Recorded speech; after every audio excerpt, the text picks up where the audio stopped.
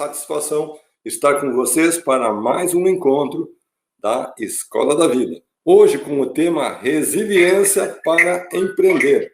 Um tema super, hiper importante para todos aqueles que querem ter conquista, vitória, realização. E nós vamos trazer uma convidada super, hiper especial, que é a doutora Isabelle Vulcano. Uma mulher cujo sobrenome já diz para que ela veio nessa terra. Isabelle Vulcano. Ela é um furacão, ela é um vulcão de sucesso. E nós vamos ter a satisfação de ouvir a sua belíssima trajetória, o seu empreendimento e, acima de tudo, a sua conquista. Convido ao palco o professor Belino. Falar de resiliência é um tema recorrente, né? Porque, na verdade, a gente não fala de resiliência.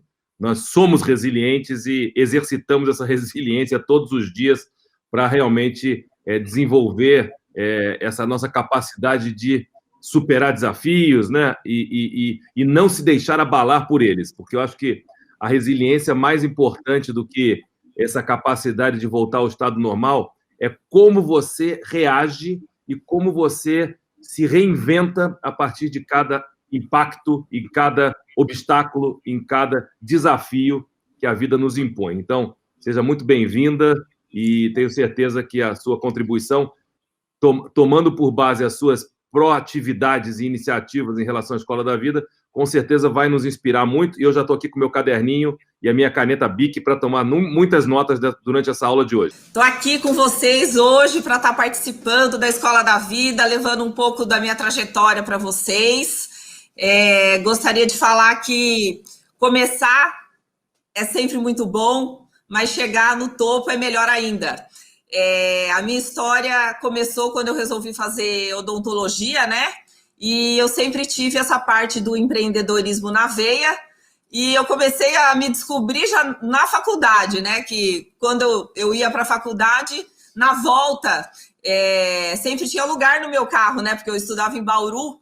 E eu punha placa nas universidades oferecendo carona para quem quisesse voltar para Campinas. Então, eu voltava com o carro cheio e ia com o carro cheio. Campinas, Bauru, Bauru, Campinas. Então, eu já comecei a empreender. Eu já era uma Uber naquela época, porque eu pagava minha gasolina, meu pedágio e ainda sobrava um dinheiro para eu guardar para a semana toda. E assim que eu me formei, meu pai falou, bom, agora você está pronta para começar a sua carreira e vá. Prestei residência, para fazer uma residência em cirurgia bucomaxilofacial na Santa Casa, em São Paulo. Passei em primeiro lugar. Aí comecei lá a morar em São Paulo, trabalhar lá, e aí eu tive um imprevisto, né? Furei o dedo com um paciente aidético. E aí meu pai falou, não, você não vai permanecer nesse lugar, eu não quero perder minha filha trabalhando com isso.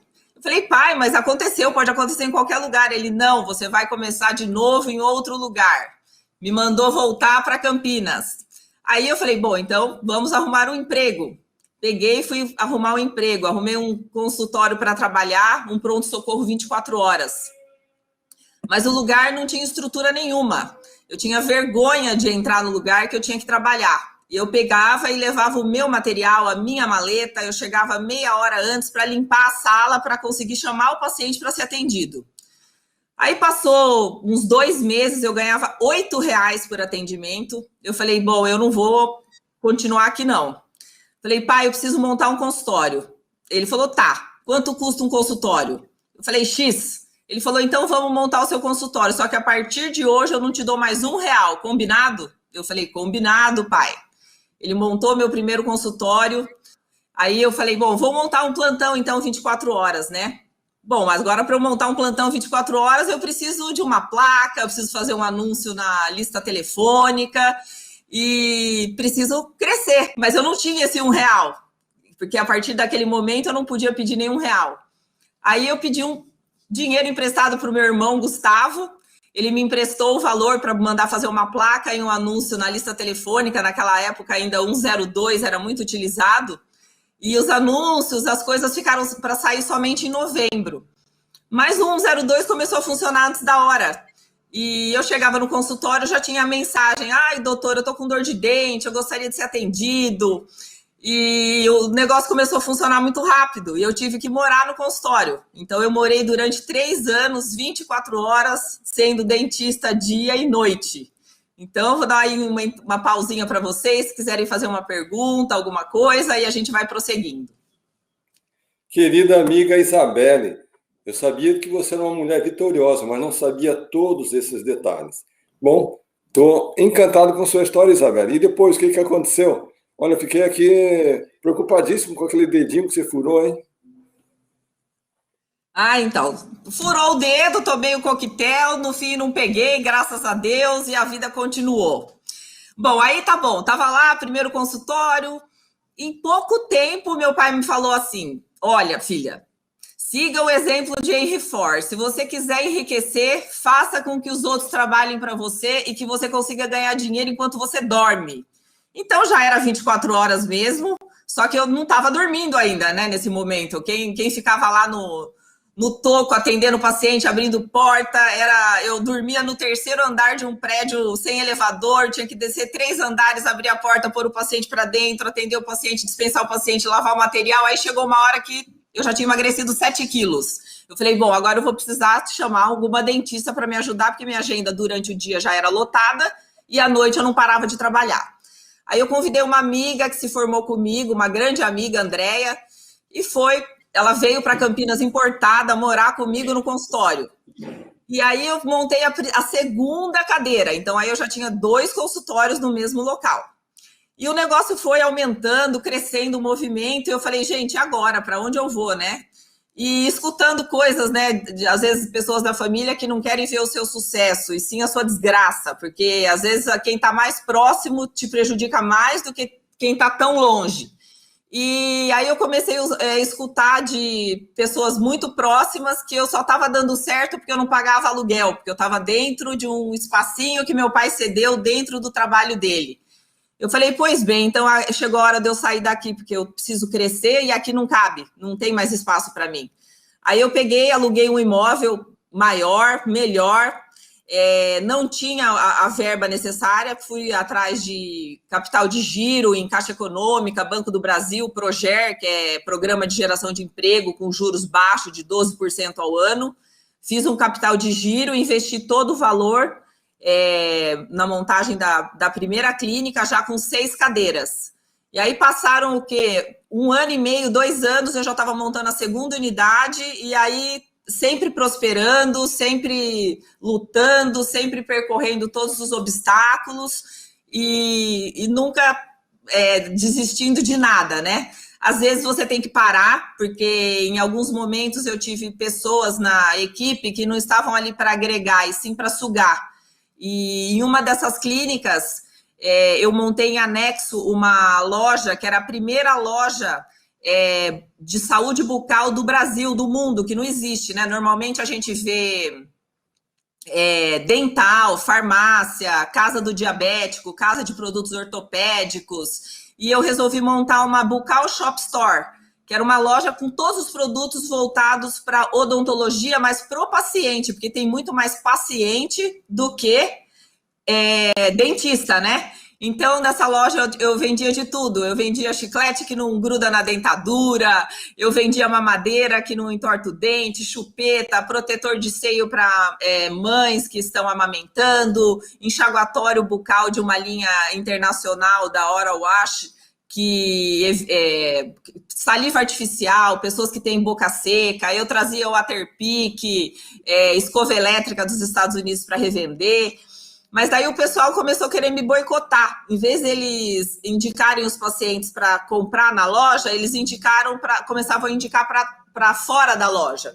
E aí eu fiquei grávida da minha segunda filha, só que eu passava a noite etiquetando o material, código de barra, eu falei, bom, eu não vou conseguir dar conta de tudo, grávida, abrindo caixa, e daí eu guardei esse projeto na gaveta e me desfiz dessa clínica. Elas começaram a se unir e falar assim, eu vou montar meu consultório, a outra, eu resolvi que eu vou ser nômade. E passava um mês, elas tinham montado um consultório concorrência do lado vizinho, assim, e começavam a trabalhar. E daí eu percebi que elas estavam levando a minha demanda de clientes, né? E eu peguei e falei, não, agora quem vai sou eu. Aí chegou um dia com 12 salas montadas, eu falei, bom, gente, agora eu resolvi que eu não quero mais ficar aqui com vocês, eu estou entregando a casa, vocês têm aí 30 dias para desocupar, e eu vou fechar essa unidade. Aí um dos dentistas que trabalhava na clínica se interessou pelo ponto, pela localização e comprou essa unidade de mim. Aí eu voltei para uma unidade, mas aí não parou. Aí eu comecei a montar outras clínicas com outras marcas, fui para outras cidades, aí tive algumas intercorrências na vida. Meu filho teve leucemia durante a minha grande expansão, né? Que eu estava montando clínica em Atibaia, Bragança Paulista, Itatiba, e daí eu tinha que cuidar de 3 clínicas, passar o dia inteiro dentro do hospital. Eu falei, bom, a minha prioridade é a vida. Então, eu deixei de coordenar, de comandar tudo para ficar com ele até ele se recuperar. E aí algumas coisas não deram certo, a parte financeira foi bem prejudicada, eu tive que me desfazer de unidades e voltar a uma clínica só. Mas sempre com o mesmo conceito, sempre com a mesma determinação, sempre me adaptando às mudanças, sempre com coragem, com determinação. E aí apareceu um grande grupo que investiu em mim e hoje eu estou com muito sucesso e em breve vocês verão aí muitas unidades se replicando por esse Brasil afora. Queridos amigos, queridas amigas, de fato é emocionante acompanhar a trajetória de herói que existe dentro de cada empreendedor. E hoje a Isabelle fez sair lá do fundo das minhas intimidades, das minhas memórias, das minhas lembranças, algo que talvez eu nunca tenha compartilhado em público, nunca tenha escrito em nenhum livro, nunca tenha proferido em uma palestra. Mas hoje, aqui na Escola da Vida, você, Isabelle, me fez trazer à tona aquela lembrança. Ela citou que quando ela começou, ela vivia dentro do consultório. Ela dormia naquele andar, tinha que sair correndo, sobe escada, desce escada, vai, limpa, faxina, tem que estar tudo prontinho para o cliente chegar, atender com satisfação, com prontidão, com alegria. Então eu vou contar para vocês, e só para vocês que estão aqui hoje, algo que eu nunca contei para ninguém. A minha primeira escola, de verdade, foi em Campinas, porque eu dava aulas particulares em Mogi Guaçu, que fica a uma distância de 50 quilômetros. Quando eu saí de Mogi Guaçu e vim para Campinas, os aluguéis eram 3, 4 vezes o preço que eu pagava lá. E agora, como que eu vou fazer? Eu tenho que morar, eu sou professor, eu tenho que ter um ponto adequado, eu tenho que receber meus alunos, como que eu vou fazer tudo isso? Eu procurei a casa no bairro mais chique de Campinas. A Isabelle, que é campineira, sabe que é o Cambuí. Acontece que o aluguel era super alto, gente. Mas a casa também era super grande. Então, sabe o que nós fizemos? Nós morávamos e nós trabalhávamos como escola dentro do mesmo espaço. Acontece que tinha a casa, tinha a cozinha e, no fundo, tinha uma edícula. Lá tinha a lavanderia e, na parte de cima, tinha 3 dormitórios. Gente, vocês não querem saber como que foi. Foi uma invasão de alunos, igual a Isabelle, que teve a invasão dos pacientes, a nossa escola foi invadindo. Só que foi invadindo, que de repente nós não tínhamos mais espaço para receber alunos. Mas nós tínhamos aqueles 3 dormitórios lá em cima. E quando eu falo dormitório, vocês pensam que é o dormitório que eu durmo hoje, né? Não é? Mas na verdade, eram 3 colchonetes, gente. Tinha o meu, tinha o do bebezinho e tinha o dos meninos. Sabe o que nós fizemos? Nós pensamos o seguinte: à noite a gente vai esconder todos esses colchonetes que estão aqui e de dia a gente vai transformar aquilo ali em sala de aula. E à noite é lugar para a gente dormir. Acontece que a parte mais emocionante da história, a gente não está aí. Porque um belo dia, quem que aparece que vem nos visitar de Curitiba? A sogra aparece. E daí, meus amigos e minhas amigas, até hoje, quando eu lembro com a Vânia, a gente ri. Porque a gente não queria falar para a sogra todos os detalhes da operação, né? Então, quando eu chegava ali 6h30, 7 horas, a Vânia pegava as crianças, pegava a sogra e dizia: mãe, vamos dar uma volta ao shopping? E daí vinha alguém, fazia transformação de quarto para a sala de aula, e a sogra saía com a van e as crianças iam para o shopping. Só que ela fez isso na segunda-feira, na terça-feira, ficou uma semana em Campinas, e toda noite a sogra ia para o shopping junto com a Vânia e com as crianças. Pronto, fechei a memória. Isso aconteceu em 1988. Ou melhor, 87. E 88. Agora eu já nem sei. Foi 87, 88. Fechei a memória. Bom, voltando ao exemplo da Isabelle, eu tenho que admitir para você, gente, que eu sempre fiquei muito, assim, questionando o modelo de negócio de um profissional odontológico. Enquanto nós estamos habituados a ser atendido por um dentista, você sabe que o dentista ele valoriza muito a sua habilidade, as suas mãos, a sua competência, a sua capacidade de análise, a sua competência de tratar o paciente. Eu jamais vou esquecer, quando eu era estudante universitário, morava nos Estados Unidos, um belo dia, minha esposa precisou ir ao dentista. E nós fomos ao dentista, gente. E eu fiquei encantado com o que eu vi. Porque eu entrei naquela clínica, mais ou menos como a clínica da Isabelle hoje, e tinha várias salinhas, tinha vários pontos de atendimento. E o doutor, jamais vou esquecer o nome daquele doutor, Dr. Ed Pinnegar. Ele transitava em todas as salinhas. Ele tinha, parece que uma ou duas assistentes aqui, uma ou duas assistentes ali, e assim sucessivamente, e ele ia transitando. Atendia um pouco esse, atendia um pouco aquele, atendia... Gente, aquilo ali me encantou, porque voltando, agora estou voltando, quando eu era estudante universitário para o Brasil, esse conceito não existia. Então, quero que a Isabelle revele para nós agora, quando foi que você começou a ter essa visão de montar clínicas dentro de um mesmo espaço e não apenas ter uma cadeira para atender um paciente. Isabelle. Então, os pacientes, eles não gostam de ficar se locomovendo, né, muito. Por exemplo, eu vou num dentista, eu faço o canal, aí agora eu vou precisar ir no outro que vai fazer uma prótese no meu dente. Não, mas para fazer essa prótese vai precisar uma cirurgia na gengiva, aí eu tenho que ir no periodontista. A pessoa, para tratar um dente, ela levava 1 mês, 2 meses, né?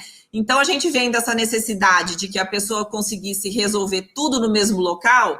Eu comecei a montar essas clínicas multidisciplinares. Então, a pessoa ela sentava numa cadeira para fazer o tratamento de canal, terminando o tratamento de canal, ela já podia fazer o aumento de coroa, né, da gengiva, mexer no procedimento gengival, aí ela já podia fazer a moldagem, e tudo resolvido muito rápido. Tanto é que o nome da empresa remete à rapidez, né?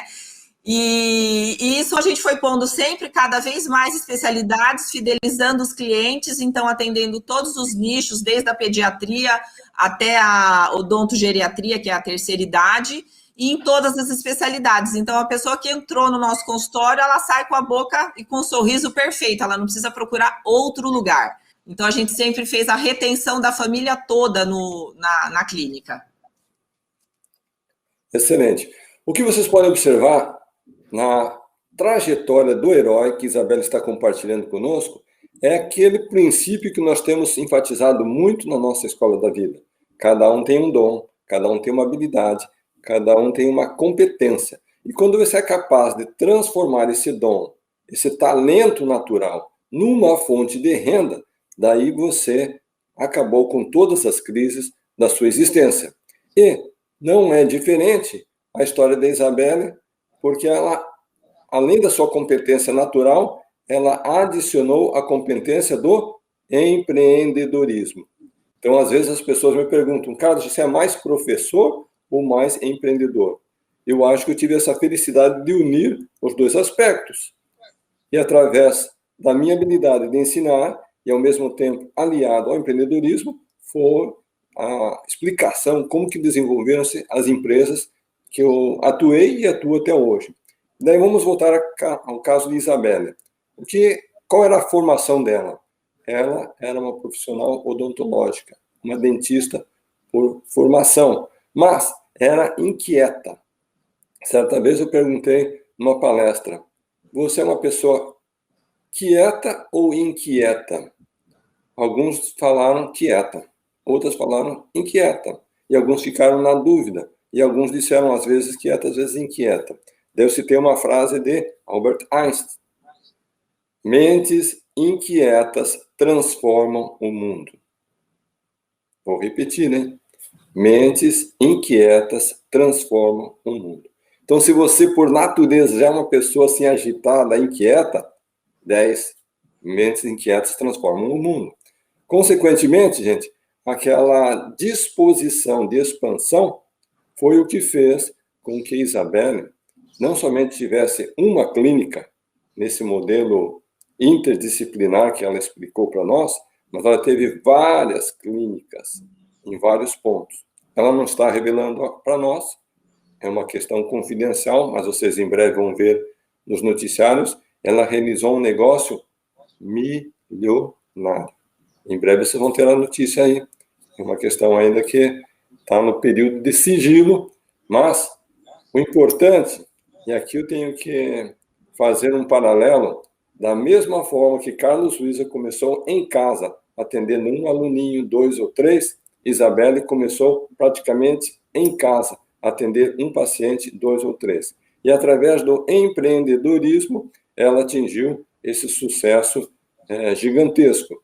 Então, queridos amigos e queridas amigas, você que está sintonizado conosco, na Escola da Vida, um programa que vai ao ar diariamente de segunda a sábado, das 7 às 8, você tem um dom, um talento, uma habilidade.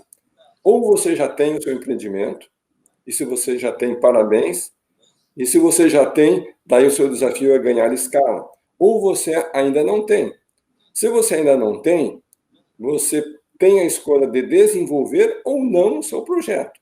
Se você for desenvolver, você tem que pensar o que Isabelle compartilhou conosco há pouco. Como é que eu posso ter um modelo que eu ganhe dinheiro 24 horas por dia, esteja eu trabalhando ou não? E de acordo com ela, ela aprendeu isso com o pai dela, que já citava Henry Ford. Então, finalmente, você tem que ter um modelo que você tenha a sua autossuficiência, mas que ele seja duplicável, replicável. Então, foi isso que o Wizard fez, foi isso que Isabelle fez e tantos outros empreendedores fazem. Então, como fazer tudo isso? Aqui na Escola da Vida, a gente compartilha experiências e você vai descobrindo como montar o seu próprio quebra-cabeça. Porque, de verdade, gente, a nossa trajetória como empreendedores, nós não temos todas as respostas. Eu vou aqui falar de forma transparente para você.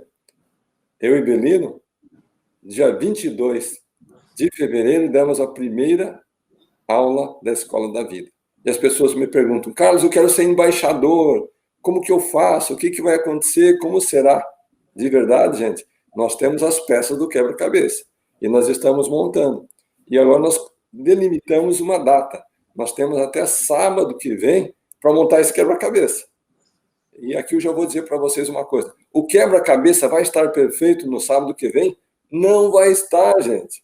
Porque nós começamos no dia 22 de fevereiro.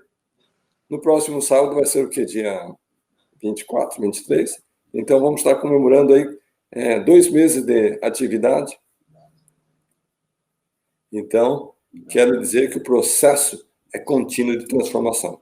Quando a rede McDonald's surgiu, sabe quanto que tinha o contrato de franquia do franqueador como franqueado? Tinha uma única paginazinha. Você tem que usar a marca McDonald's, tem que comprar os nossos produtos, tem que pagar por eles e tem que ser fiel à marca. Pronto, assinava e ia. Hoje em dia, o contrato de franquia na rede McDonald's, sabe quanto tem, gente? É um manual. São páginas e páginas e páginas. A pessoa assina aquela Bíblia, nem sabe o que está escrito ali dentro, ele só sabe que ele vai ganhar dinheiro. Então, assim é o modelo de expansão. Você tem que ter um modelo que o seu parceiro de expansão vai ganhar dinheiro. O Belino falou recentemente numa aula que nós não queremos vender nada para ninguém. O que nós queremos é que as pessoas comprem. Então, no sábado que vem, todos vocês que já se cadastraram, se candidataram para serem embaixadores da Wizard Bell, da Escola da Vida, nós não vamos querer vender para vocês. Vocês vão dizer: Carlos, Belino, como que eu faço para pagar para ser membro? Mas por que a pessoa vai pagar para ser embaixador? Por uma única razão, gente. Que aquele dinheiro que você paga vai render mais você sendo embaixador do que deixando no seu bolso, deixando no banco, deixando na sua bolsa. Porque todo esse modelo de expansão, todo esse modelo de ganhar escala, é uma maneira da pessoa ganhar dinheiro com aquele modelo. Você acha que alguém ia querer fazer parte da minha rede se ele só ia ter a satisfação de dizer, que bacana, eu sou franqueado da Pizza Hut? Claro que não. Que bacana, eu sou franqueado do KFC, do Taco Bell? Claro que não. Ele só entra no Taco Bell, KFC, Pizza Hut, Mundo Verde, se ele está ganhando dinheiro. Se não está ganhando dinheiro, ele cai fora imediatamente. Ninguém, como diz o Belino, ninguém é tonto, né, Belino?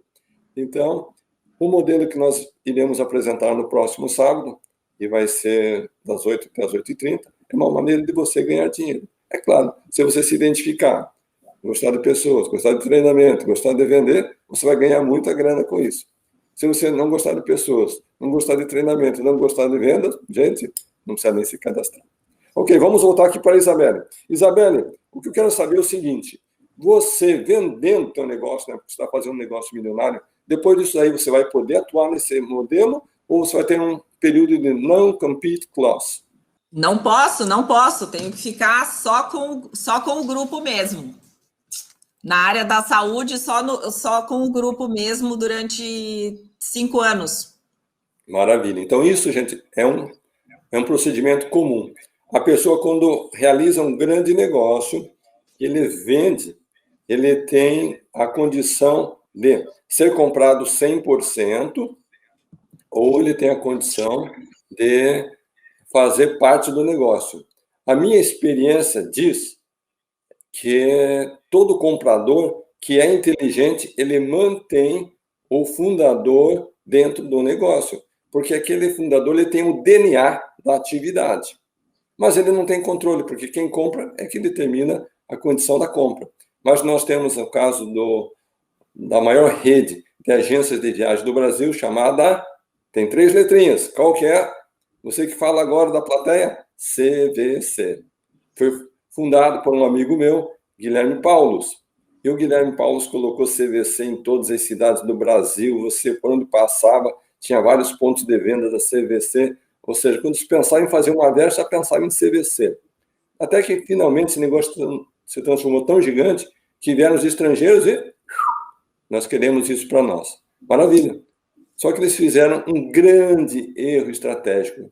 Nós não queremos o Guilherme Paulos junto conosco. Nós queremos comprar 100% e queremos tirar o Guilherme da operação. Quem paga, determina a condição. E essa foi a condição. O Guilherme pôs o checão no bolso e disse, tudo bem. Gente, vocês não querem saber o que aconteceu com a rede CVC.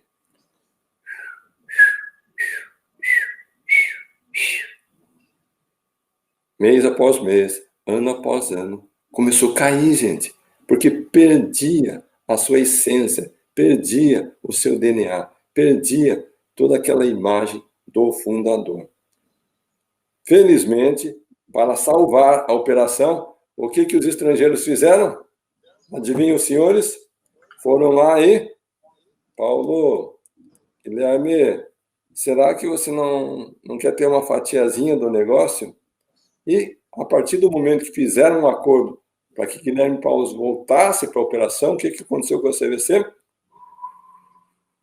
Voltou a crescer. Bom, gente, eu vou deixar somente na sua imaginação, mas vou compartilhar com vocês aqui. Quando os britânicos chegaram em Campinas com uma proposta de aquisição daquela rede gigante que eu comprei, que eu não gosto de citar nome de concorrente, eu tinha certeza que eles iam querer pegar o meu pé, amarrar bem forte na mesa, para que eu ficasse preso ao negócio. Não importava se era 5%, 10%, 15%, 1%, 2%, eles podiam me amarrar no negócio. Cá entre nós, gente. Felizmente, não me amarraram. Foi uma surpresa. Eu pensei, se eu fosse eles, eu teria feito isso. Mas eles não fizeram. Talvez, sabe como que é, né? Britânicos, uma empresa mundial, nós sabemos como fazer esse negócio tocar. Bom, Daí eu fiquei fora do negócio, 100% fora. Só vou deixar na imaginação o que aconteceu com a empresa, tá bom? Não vou falar aqui. Tenho amigos que estão aqui conosco. Queridos, eu amo cada um de vocês. Trabalhamos tantos anos juntos, tá bom? Vamos para frente. Isabelle, deixa eu fazer mais umas perguntas aqui para você, porque a nossa aula de hoje está muito empolgante. Eu quero que você relate para a gente, nessa trajetória de herói que você passou, qual foi um dos grandes desafios que você teve que vencer, que te deu um medo e que você ficou naquela dúvida se ia ou não ia, se eu vou ou não vou, será que é o caminho ou não é? Agora você me pegou, porque foram vários, né? Então, vamos lá. Eu acho que um dos piores foi essa fase aí pós a cura do meu filho, porque eu já estava com bastante problema, né? Endividada mesmo, nunca tive CNPJ no Serasa, nunca deixei de pagar nenhuma conta, nunca tive CPF sujo, nada. Mas as contas começaram a bater na porta. E aí eu tive que tomar a decisão de puxar a flecha, né? Regredir, andar para trás, me desfazer de tudo que eu já tinha montado para começar de novo. Mas o que nunca me desanimou é que se eu comecei uma vez e deu certo, a gente pode começar quantas vezes forem, com mais experiência, que daí o sucesso vem mais forte ainda. E foi isso que eu fiz. E isso eu me desfiz dessas unidades bem no final de 2019 para começo de 2020. Aí começou a pandemia. Aí, durante a pandemia, as pessoas me ligavam e me perguntavam, nossa, o que você vai fazer agora? Você vai fechar? Você já vai entregar o imóvel? Você vai parar de atender? O que você vai fazer? Eu falei, não. Eu sempre via os obstáculos, os percalços da vida como uma oportunidade para estar se reinventando, né? Então, eu falei, já que eu não posso combater o inimigo, eu vou conviver com ele. E eu fui procurar outras formas de rentabilidade e passei a tratar o negócio como uma operação de guerra, né? Economizar e fazer mais com menos. Então, a gente reformulou toda a equipe. Então, menos pacientes, mas mais procedimentos realizados em curto espaço de tempo. E também trouxe outros players para estar atuando dentro da empresa que a gente não tinha. Coleta de célula-tronco de dente de leite para doenças, trouxe também o teste da bochechinha, que eu fiz uma parceria com o Laboratório Mendelix de São Paulo, que detecta até 320 doenças da primeira infância. Inclusive, se eu tivesse conhecimento desse exame, a própria leucemia que meu filho teve, ela é detectável por esse teste. Autismo, surdez, doenças neurodegenerativas, e são doenças tratáveis. Então, eu fiquei imaginando, gente, quanta coisa que a gente pode fazer dentro da odontologia e não faz. E também fiz uma parceria com o Laboratório Mendelix e com o HiLab de São Paulo, que HiLab é Curitiba, que é o menor laboratório do mundo para você estar colocando dentro do consultório, porque tudo que o dentista pode é mexer com saliva. Então, eu falei, por que não fazer as coletas e os testes de Covid? Aí eu comecei a fazer os testes nas empresas multinacionais. Então, eu ia até a empresa, fazia a coleta dos exames através do teste PCR-LAMP, RT-LAMP, que ele é totalmente 99% de especificidade e 80% de sensibilidade, totalmente compatível com o PCR, sem ter aquela invasão do suave de estar entrando dentro do nariz do paciente na orofaringe, e fui fazendo outras atividades que não deixasse a renda cair e para poder permanecer no mercado e se reinventando sempre. Queridos amigos, queridas amigas, eis uma mente inquieta. De fato, essa capacidade que o empreendedor tem de estar se reinventando, independentemente do momento de adversidade que ele, a atividade, o setor, o país, o mundo enfrenta, de fato, é uma das razões que explicam o sucesso e a vitória de cada um.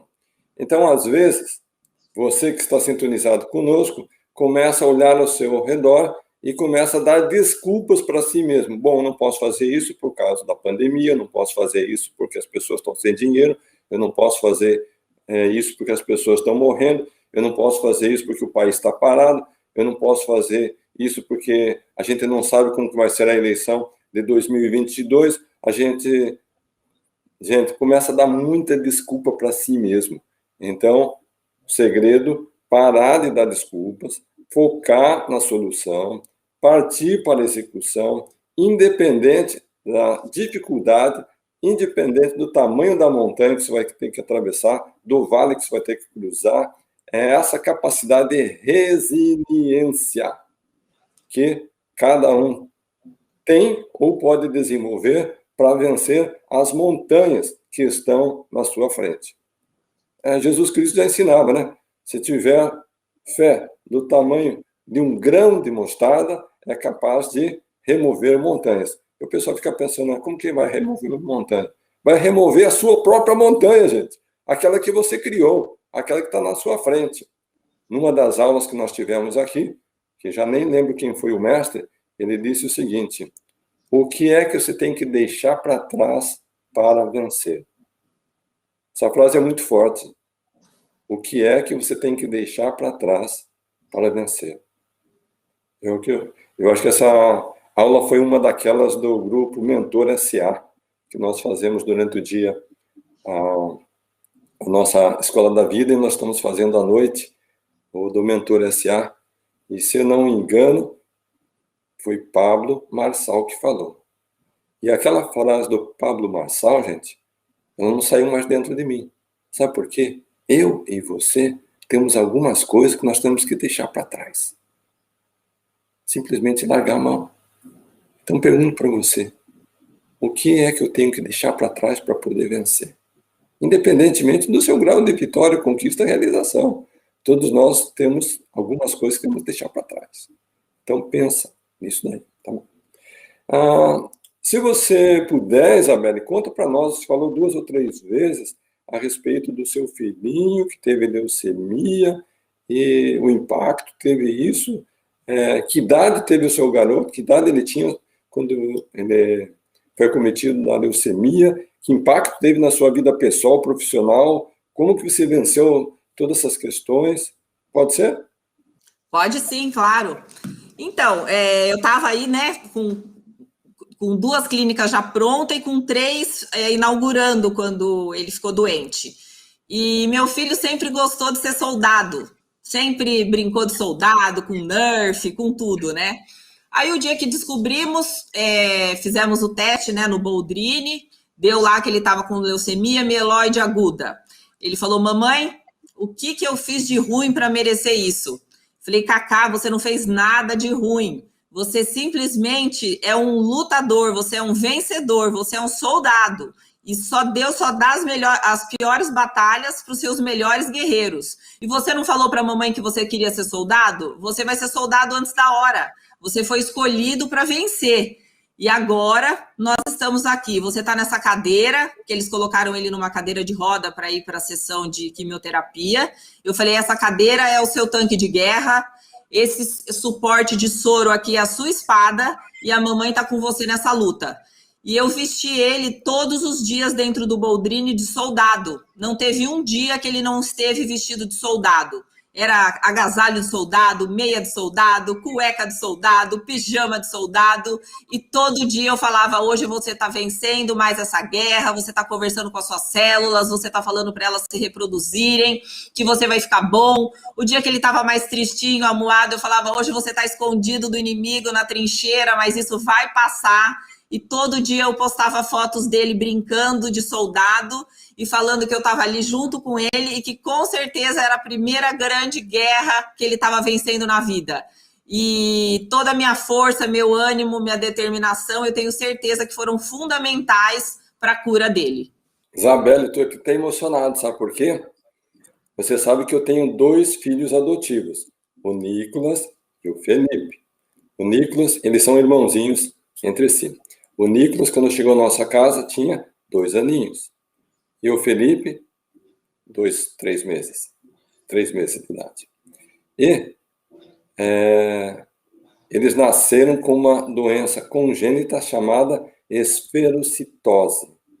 E você que entende o que quer dizer essa palavra, significa que os glóbulos vermelhos, eles vão se destruindo automaticamente.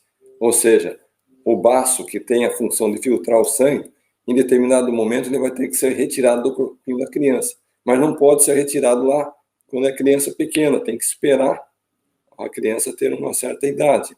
Ou seja, os médicos disseram, olha, somente quando ele tiver 10 aninhos de idade é que vai poder tirar o baço para resolver essa questão da esferocitose. E igualzinho seu filho, querida. Os meus meninos foram pacientes contínuos do Boldrini. Não sei quantas noites minha esposa passou com o nosso Nicolas e às vezes com o Felipe. Felizmente nunca estavam os dois juntos. Naquela cadeira que você conhece lá do Boldrini, que não dobra.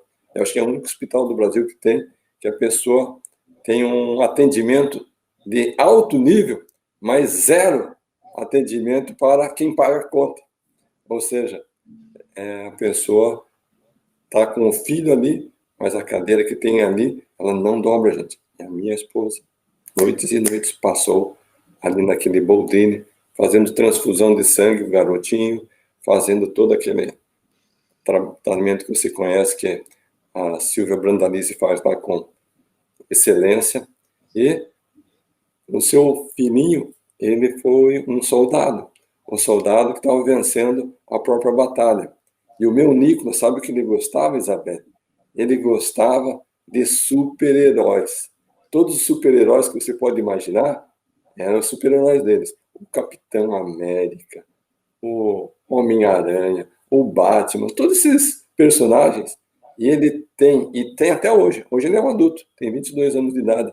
Ele tem os personagens, tem as figurinhas, tem os quadros, tem a imagem. O quarto dele é decoração de super-heróis. E da mesma forma que você estimulava o seu filho, como soldadinho, vencer a própria batalha, eu e Vânia estimulávamos o nosso Nicolas vencer a batalha dele como um super-herói. Chegou 10 anos, cada um deles foi removido o baço e, felizmente, a saúde deles se estabilizou. Então, temos algo em comum muito forte. Isabela.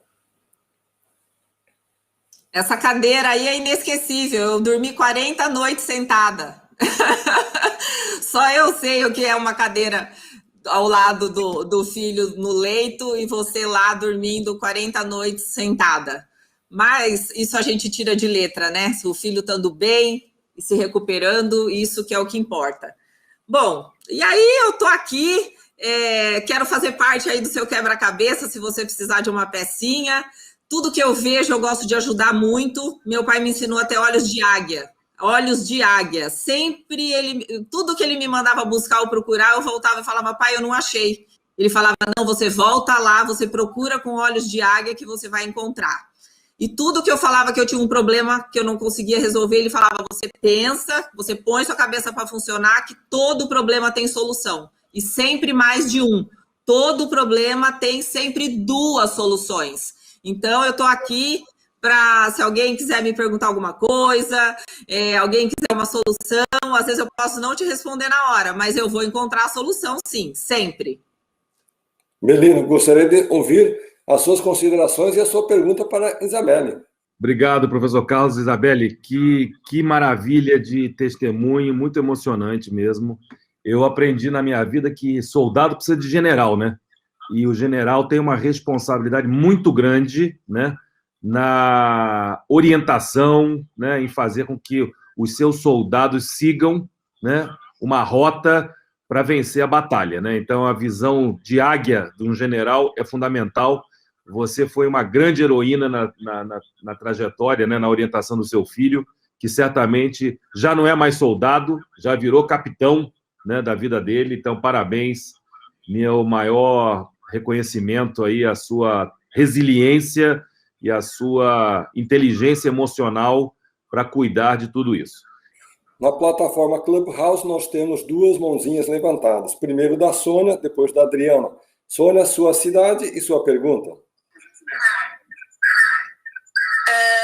gostaria de saber, Isabelle, de todas as suas qualidades, o que você acha que foi essencial para você chegar onde você chegou, passando por tantas dificuldades? A fé, a criatividade A fé, a criatividade, a motivação, a determinação sempre é uma somatória de fatores, nunca um só. Essa é a minha resposta para você. Obrigado. Adriana, sua pergunta, sua cidade? Hoje eu vim aqui, na verdade, primeiro agradecer você, Carlos, Belino e os demais que tiveram essa ideia brilhante de implantar essa Escola da Vida, de implantar esse projeto fantástico que vocês colocaram aí. Eu venho agradecer vocês por essa visão, né? A Isabelle falou aí a visão diária. A gente, para ser empresário no Brasil, para ser empreendedor, a gente precisa ter uma visão diária. A gente precisa ter fé, a gente precisa ter determinação e persistência, né? Hoje eu sou empresária no ramo de saúde em Belo Horizonte e é isso que eu venho tendo, alcançando e buscando. E eu só quero parabenizar vocês. Eu entrei aqui simplesmente para parabenizar vocês por essa decisão que vocês tiveram, essa ideia brilhante, que eu tenho certeza que vocês vão ajudar muitos empresários, que vocês vão mudar, assim, a visão empreendedora do Brasil. Parabéns mesmo. Gratidão por vocês estarem nesse projeto, nessa pegada. Isabelle, parabéns pela sua força. Que Deus traga muita saúde e muita luz para você e toda a sua família. E muito obrigada pela oportunidade. Adriana, assim você nos emociona. De fato, é para nós, conforme disse o Benino, uma satisfação, uma realização. É uma missão que nós assumimos, de poder compartilhar experiências, compartilhar conceitos, compartilhar modelos daquilo que nós vivenciamos, bem como de experiências bem-sucedidas de tantos outros líderes que participam conosco e hoje alunos, como Isabelle Vulcano, que é gente que faz. Isabelle, suas considerações finais, por favor. Eu me coloco à disposição dos dignos ouvintes para eventuais esclarecimentos aí que estejam ao meu alcance e gostaria de deixar aqui que foi elevada a honra em poder participar de tão importante e singular evento na área da vida, que é a área que eu optei para me desenvolver, né? Então, eu estou aqui, estou com vocês e tudo que eu puder ajudar a encontrar de caminho, eu estou à disposição. Eu agradeço de coração essa participação aqui. Obrigado, Isabelle. Todo o nosso carinho e gratidão pela tua contribuição contínua e por esse exemplo de vida, de mulher, de empreendedora. E eu termino aqui só dizendo que a resiliência, ela não é uma palavra da moda, porque as pessoas costumam pegar palavras que estão na moda, e resiliência é uma delas. O que importa no exercício da resiliência é o que nós fazemos com os impactos que a vida nos impõe, né? É como a gente gerencia esses impactos e como a gente volta ao nosso estado natural, né? E a gente tem que aprender alguma coisa. E como a gente reage aos problemas que nós enfrentamos, é a maneira como nós reagimos que vai nos fazer, de fato, resilientes e vai fazer com que essa resiliência nos permita pavimentar uma estrada e fazer esse caminho na escola da vida, né? De aprender todos os dias na prática uma forma de nos desenvolver e nos tornarmos, mais uma vez, uma versão melhor de nós mesmos. Muito obrigado.